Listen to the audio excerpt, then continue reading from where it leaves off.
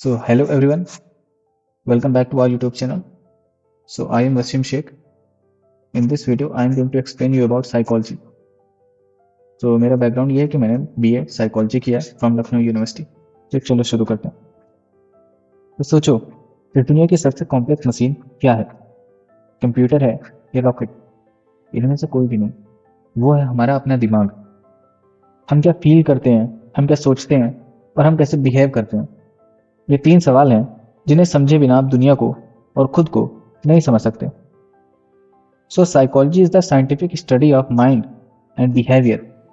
और इस फील्ड में अगर आ गए हो तो काफ़ी मजा आने वाला है। तो आज हम इसकी फाउंडेशन देखेंगे।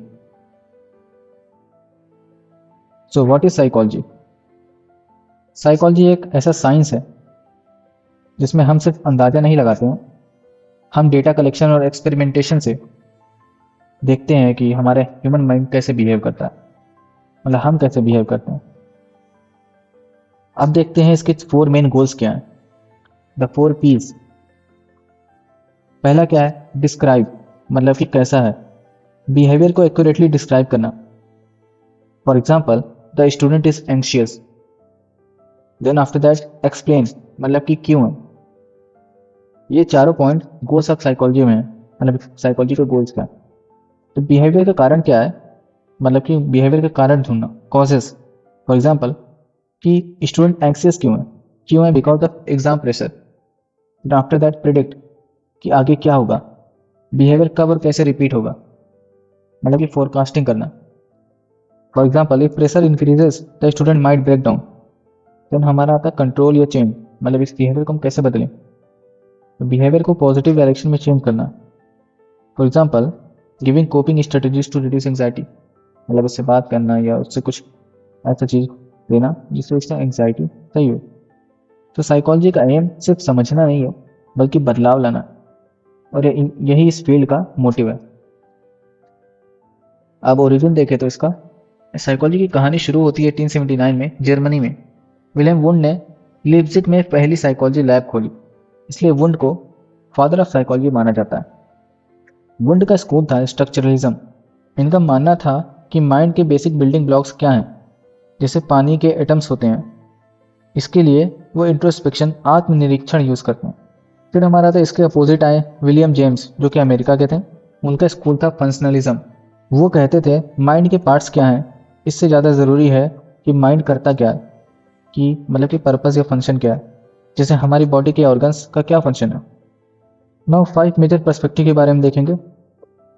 अब आते हैं मेन थ्योरीज पर। एक ही बिहेवियर को ये अलग अलग स्कूल्स ऑफ थॉट्स, जैसे कि अलग अलग लेंसेज से देखे गए, जिसको हम देखते हैं।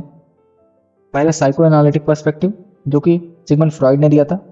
सबसे फेमस है ये कहते हैं कि हमारा ज़्यादातर बिहेवियर हमारे अनकॉन्शियस माइंड, मतलब कि छिपा हुआ दिमाग जो होता है, उससे कंट्रोल होता है।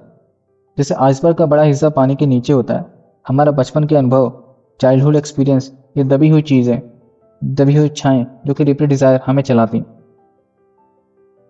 फिर आता है बिहेवियरिज्म। ये कहते हैं कि माइंड साइंस तो छोड़ दो, हम सिर्फ वो स्टडी करेंगे जो दिखता है, मतलब जो ऑब्जर्व करते हो। तो ऑब्जर्वेबल बिहेवियर, हम सीखते हैं रिवॉर्ड्स, पनिशमेंट और एसोसिएशन से, जो कि स्किनर और ये पैवलोव ने दिया था, क्लासिकल कंडीशनिंग वगैरह वाले एग्जाम्पल। इसकी वीडियो हमने बनाई है, वहाँ जाकर देख सकते हैं। देन ह्यूमनिस्टिक अप्रोच, इसको दिया था मैस्लो और रॉजर्स ने।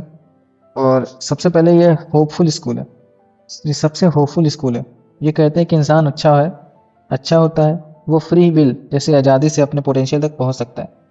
इसमें सेल्फ एक्चुअलाइजेशन पे ज़्यादा फोकस किया गया और पर्सनल ग्रोथ पे ज़्यादा फोकस किया गया। तो चौथा पर्सपेक्टिव हमारा कॉग्निटिव पर्सपेक्टिव है।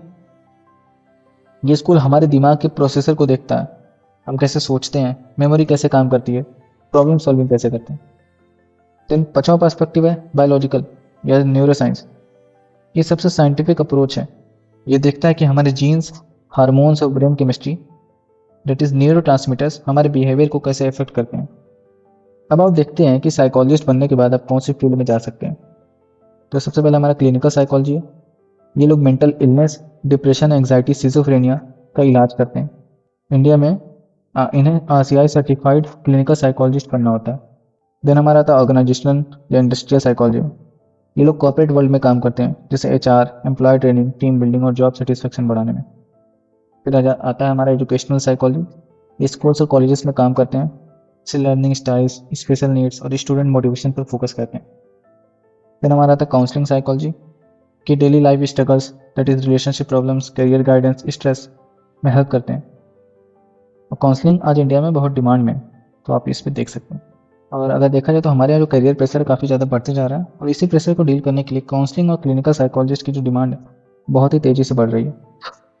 तो दोस्तों, ये था हमारा इंट्रोडक्शन टू साइकोलॉजी। एक ऐसी फील्ड है जहाँ साइंस, आर्ट्स और इंसानियत का कम्बिनेशन होता है, मिलन होता है। सो साइकोलॉजी सिर्फ दिमाग पढ़ना ही नहीं होता है, ये एम्पैथी सिखाता है, क्रिटिकल थिंकिंग सिखाता है, और आपको दुनिया का सबसे बेटर ऑब्जर्वर बनाता है। आप दुनिया को एक नए पर्सपेक्टिव से देख सकते हैं साइकोलॉजी पढ़ने के बाद। सो आई होप ये टॉपिक आप लोग को क्लियर हो गया होगा। अगर कोई सवाल है तो कमेंट्स में पूछना ज़रूर। लाइक शेयर सब्सक्राइब करना मत भूलना, और मिलते हैं अगली वीडियो में।